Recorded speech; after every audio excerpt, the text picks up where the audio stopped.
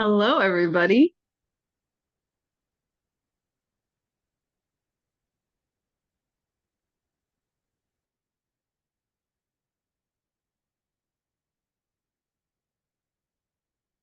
Welcome.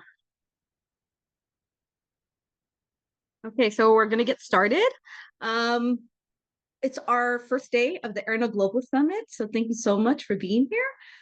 This session is going to be on making it work, affording a degree abroad. So we're basically going to be answering the question on what are the costs to study abroad and how do you pay for it? um, my name is Saba Bekele. I am the Senior Program Officer from the University of Bristol and a proud member of AIRR-NA. I am here with my lovely colleagues as well as my co-presenters. They can introduce themselves.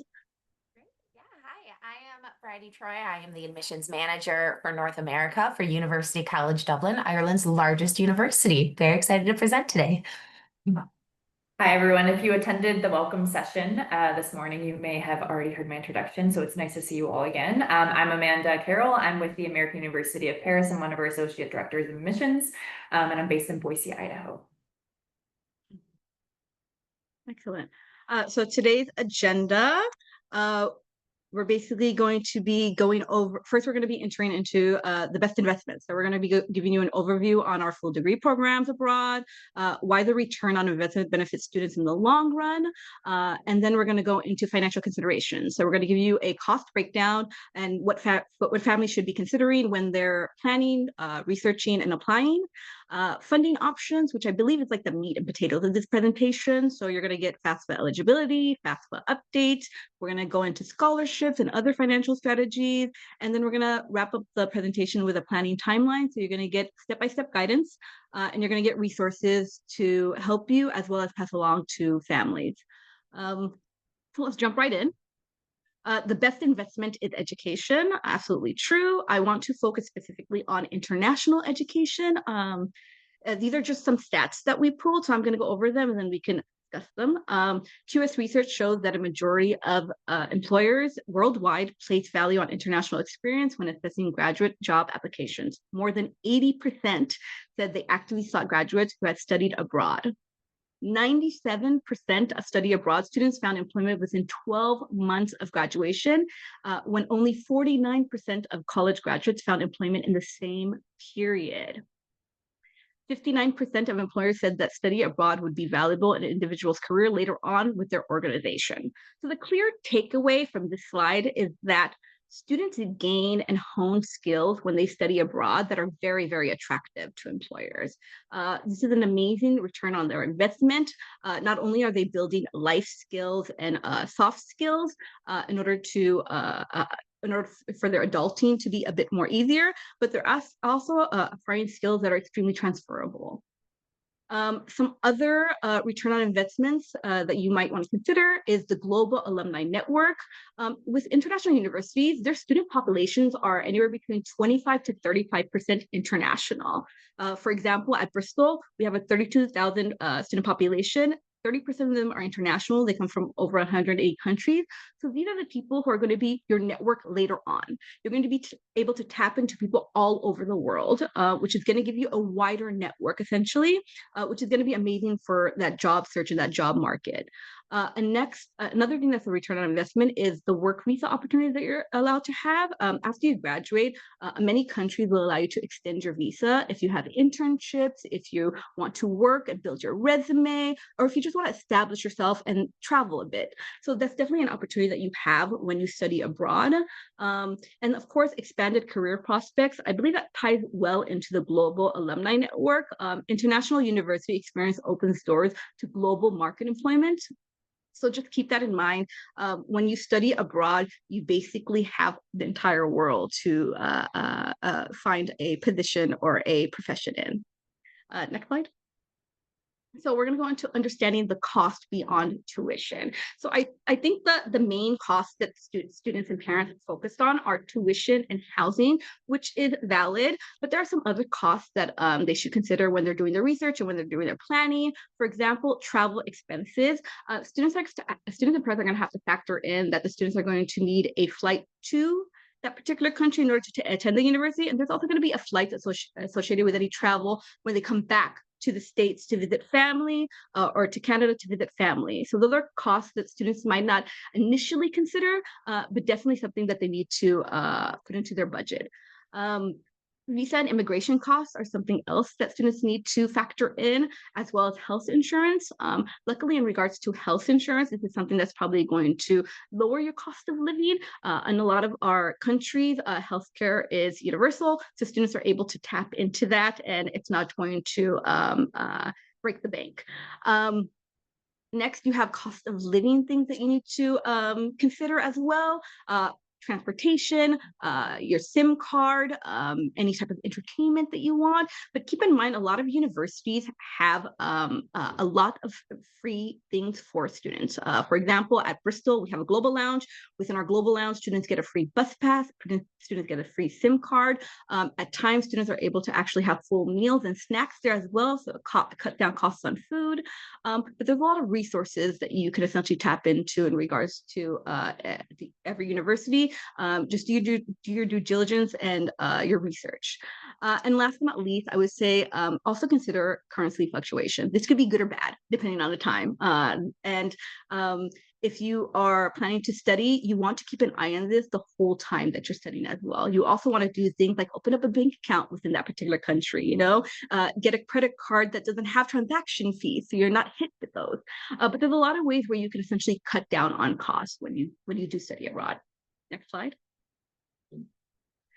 This is just to give you a visual. It's a cost comparison, basically. It basically breaks down the annual tuition, the annual living cost, and then the annual cost of attending that university for the entire year, and then the overall cost for that degree. If you see columns 2 and 3 are UC Berkeley, but it's for out-of-state tuition, and then you have Tulane University, which is a private institution. And what I usually tell students and parents and counselors when you have a student who's interested in studying internationally, and cost is a concern, 2 things that you should consider is if you are planning to apply to an out-of-state college, or if you're planning to apply to a private institution and you have very little or no grants attached to you through financial aid, we are definitely an option for you financially. International education, as you can see, you have many options. You have Canada, you have Ireland, you have Paris, you have Australia, you have the UK. You have so many options that you can consider in regards to studying and keeping those costs down. Next slide.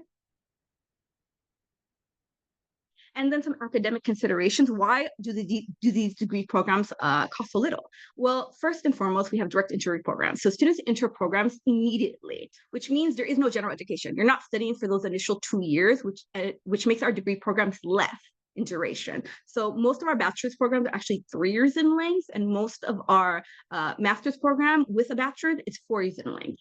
So students cut down significantly in cost because they cut down in duration as well. This is also something that's true for our direct entry programs, our professional programs. Programs like medicine, dentistry, vet are 5 to 6 years in length. They can be anywhere from 8 to 10 years in the States. And then we also have professional accreditation. So we ensure degrees will be recognized across internationally. Just keep in mind financial impact, shorter programs and direct entry can reduce total education costs by about 25%. And compared to, or more compared to a typical 4-year degree. So just these things in mind, students are able to cut down on costs because of the 3-year degree program. Students are able to tap into resources within their universities. I'm going to pass it on to our next speaker. Great, thank you so much. So I definitely just want to echo all of that. It was wonderful, and kind of highlight that in addition to the many academic considerations that might come front of mind when you're considering a degree internationally, there are many non-academic factors to consider. So one large factor that we did touch on is the difference in exchange rates. So when you study internationally, you will be paying your tuition, housing, food, and all your expenses in the currency of your new country. This means that you should consider the difference between the US dollar or Canadian dollar to other global currencies. So if you're studying in Europe or the UK, for instance, the dollar will not be as strong. However, if you're studying in Australia or if you're a US student studying in Canada, the exchange rate will work in your favor. As Saba mentioned, the cost of living fluctuates wildly abroad and can often be a huge benefit to US students. Many international cities offer less expensive cost of living averages than their US counterparts. Of course, just like in the US, you will see differences in cost of living between big cities and small towns, but on average, you can expect a more affordable day-to-day life. While abroad, you will not rely solely on savings and loans. In fact, for the majority of institutions in AIRR-NA, the host country offers employment opportunities for students abroad. And Amanda will definitely get into this in more detail later on. But I just want to highlight that this is a great chance to earn money through a part-time job or an internship while also gaining international work experience. Work permissions vary by country, but the majority of AIRR-NA host countries offer work permissions for foreign students of up to 20 to 25 hours per week and the opportunity to stay and work full time in the host country upon graduation. Another great aspect is that unpaid internships are largely an American concept. So when you intern abroad, there's a very large chance that you will be paid to do more meaningful work than just grabbing coffee or making copies. So there is a lot of overlap between how one might pay for college in the United States and how they might pay for college abroad. A vastly utilized funding method, both at home and abroad, as I'm sure you know, are federal and private loans. Additionally, the majority of AIRR-NA universities offer international scholarships, largely based on merit, but occasionally on financial need as well. And you may have students who are hoping to utilize 529 plans and veterans benefits, such as the GI Bill or the Yellow Ribbon Program, and a large amount of international universities accept payment through these methods as well. So we'll start by talking about loans, because I know that is a very large factor for many students. Maybe to your surprise, there are over 700 international universities on FAFSA. I often get counselors and students alike shocked that you can use FAFSA abroad, but it's a great possibility. This means that hundreds of colleges accept those federal student loans, both unsubsidized loans and the Parent Plus loans. Students can use these loans exactly the same as they would in the US. However, one large factor to consider is that Pell Grants cannot be used internationally. This is a Department of Education policy. It has nothing to do with us. However, with the extensive offerings of international scholarships, we can sometimes bridge this gap. Now, in 2025, we are seeing a large increase in interest towards private loans, which many experts anticipate will lead to a more competitive interest rate for students borrowing private loans, both at home or abroad, which could end up benefiting students. So while federal loans do offer the best interest rate, and those should be borrowed as much as possible before moving into those private loans, students can use the private loans to fund the difference in what their federal loans will cover and what their total cost of attendance is. Many loan providers, such as Sallie Mae or Ernest Navient, offer private loans to students studying outside of the United States. So we cannot talk about FAFSA without discussing the very large elephant in the room. There have been huge changes to FAFSA this year, as I'm sure you are aware. And without going too much into it, as we only have half an hour together and I could talk about this for hours, I would like to highlight that these changes affect domestic and international universities fairly equally. And there are new loan limits for undergraduate students, restricting how much they or their parents can borrow each year. And overall, this is again for American universities as well as international universities. We are seeing the elimination of Graduate Plus loans, which could make international graduate degrees a much more attractive option, as many of our postgraduate degrees are less expensive than their US counterparts and can be completed in shorter time. Just as our undergraduate degrees, some of them are offered in 3 years as opposed to the American 4, many of our graduate degrees are offered in just 1 year as opposed to the American 2. If you do have students starting a degree this year, internationally or at home, they will be grandfathered into the current loan system, but it is good to note these changes for the next cycle of seniors. I previously touched on scholarships, but I would like to highlight this a bit more as it's so important for many of our students. Most of our universities offer international merit-based scholarships to assist their global students in funding their education. Now, these tend to be based on high school grades, standardized tests, or other non-holistic factors. If you work with students who complete international curricula, such as the IB diploma, A-levels, or something similar, there may be additional opportunities for funding. I know the American University of Paris offers a really great IB scholarship, so that's definitely something to look into if you have students completing the International Baccalaureate. Some universities do offer need-based scholarships, so it's worth reaching out to the university representatives, us, to learn more about these. Additionally, we do see many students enter university with an external scholarship from their community, church, high school, or other source. I'm sure all of you are very familiar with these external scholarships, as a lot of students use these for their domestic education. But just note that the majority of these scholarships can be used for their international university as well. It is worth noting that there's a very large difference in scholarship culture between the US and abroad. So in the US, it's very typical for a university to advertise a wildly expensive tuition price, aka their sticker price, and then offer fee reductions in scholarships or grants so that the student ends up paying a much more reasonable net price. This way, in comparing a US university and a global university, the student may see a much larger scholarship awarded by the US university, even though the net prices are fairly similar.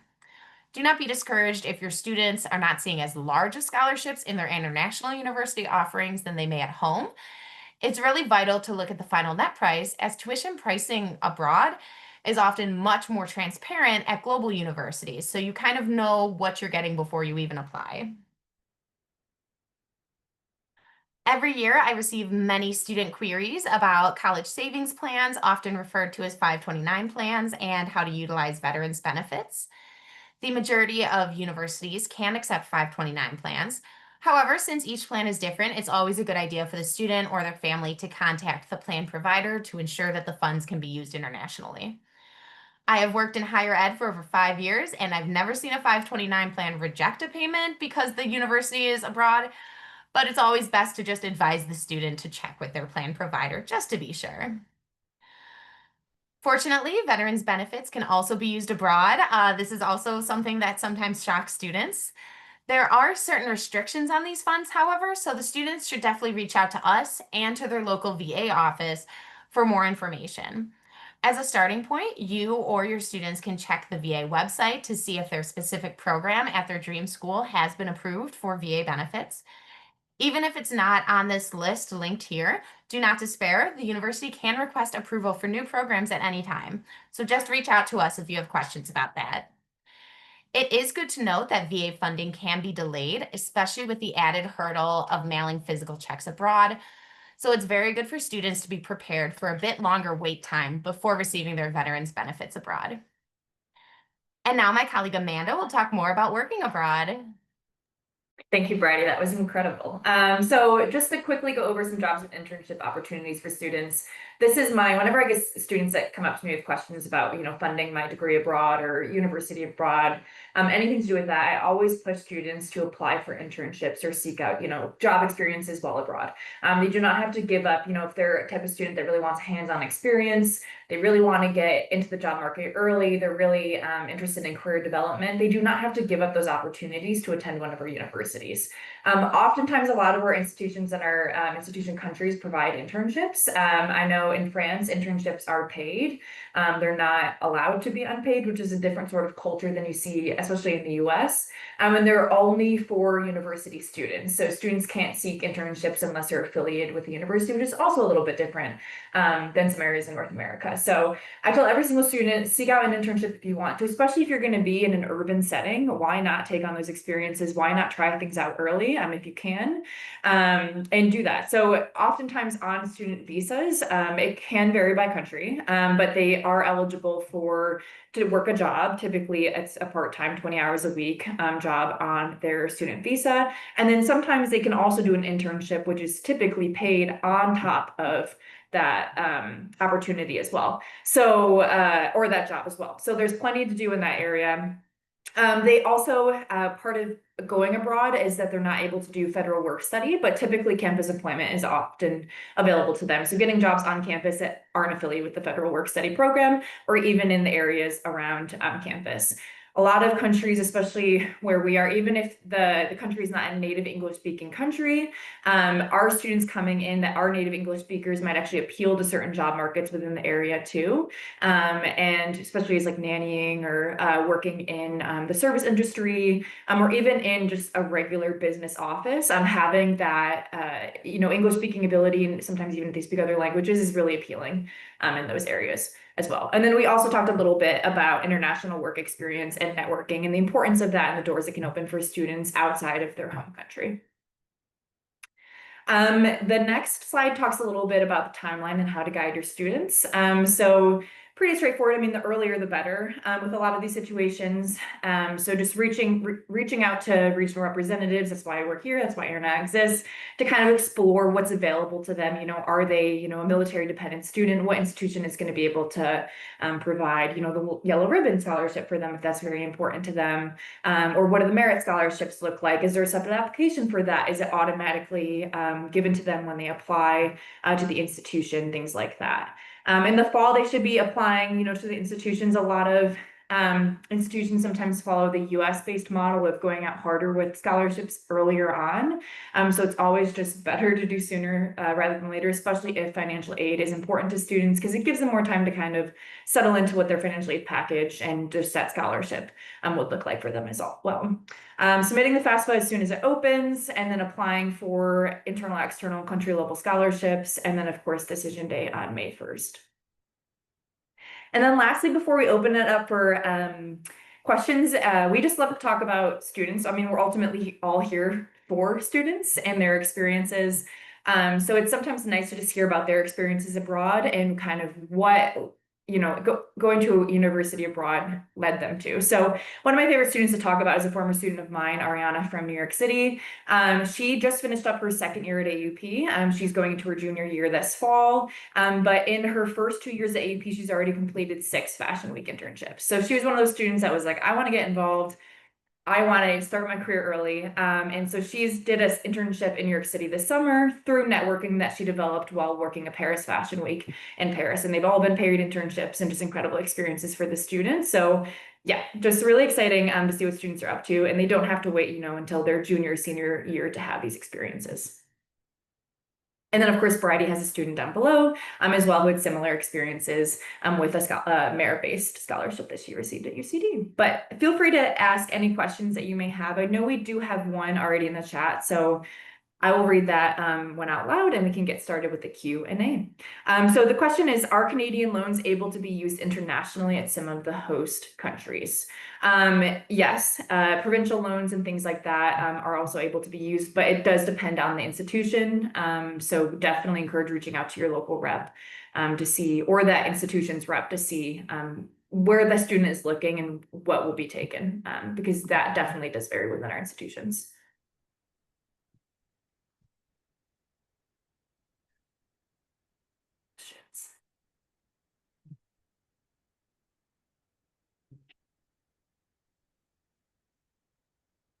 Thank you all for attending today too. I'll actually, Bridie, if you could go to the next slide, we'll put this up as the background while we wait for questions to come in too. This goes over some of our upcoming events through AIRR-NA. Of course, if you've attended sessions today, you've seen this slide quite a bit. But if this is your first session of the day, this is just some upcoming events that our organization is hosting. The NACAC International reception is happening on Thursday, September 18th. So we look forward to seeing a lot of you there. And then also our Texas tour, East Coast tour, and West Coast tours are coming up. Our East Coast and West Coast tours we've been doing for several years now. This is our first AIRR-NA Texas tour. We're kind of changing locations every fall, so we're very excited for that. We do counselor luncheons and then international student fairs for students and families in the evening. So if you are in any of those locations, please encourage your students and families to attend those as well. Definitely. And if you can't think of any questions right now, but as soon as we sign off, you're thinking, oh, I should have asked that. Please reach out to us. We love this. We live for it. We love talking about how to make international education a reality. You can find all of our contact information on the AIRR-NA website. So definitely please reach out, even if it's just to say hi.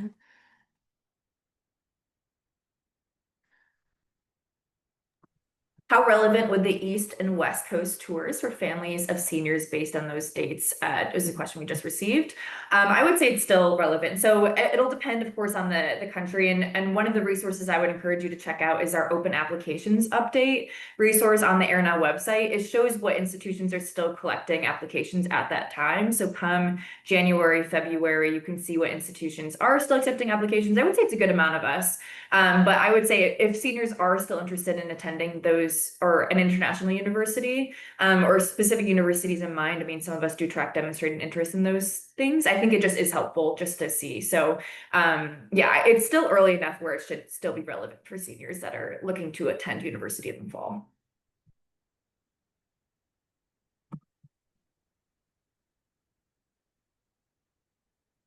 All right, well, we just about hit time, so thank you all for attending today.